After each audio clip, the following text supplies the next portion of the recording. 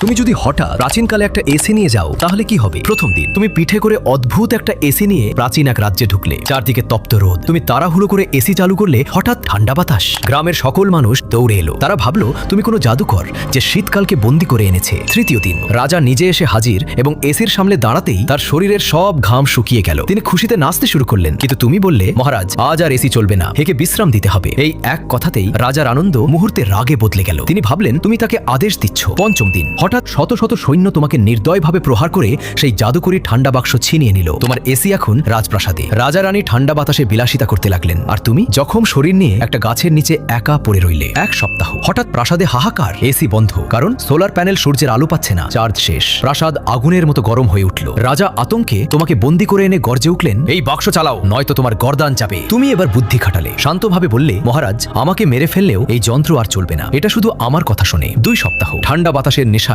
রাজা তখন অসহায়। তিনি তোমাকে শান্ত করতে তার সাম্রাজ্যের বিশাল অংশ তোমার নামে লিখে দিলেন। তুমি চালাকি করে এসিটা খোলা রোদে বসালে, সোলার চার্জ হতেই আবার ঠান্ডা বাতাস ফিরে এলো। চূড়ান্ত সাফল্য। রাজা খুশিতে আত্মহারা। এবার তিনি পুরোপুরি তোমার উপর নির্ভরশীল। একটা ছোট এসির জোরে তুমি হয়ে গেলে ক্ষমতার কেন্দ্র। রাজার দেওয়া জমিতে তুমি নিজের শাসন শুরু করলে। মানুষ এখন তোমাকে শুধু জাদুকর না, একজন শাসক হিসেবে মানতে শুরু করেছে। এখন বলো, একটা এসি দিয়ে তুমি কি পুরো রাজ্য নিয়ন্ত্রণ করবে, নাকি এক ভুলেই সব শেষ?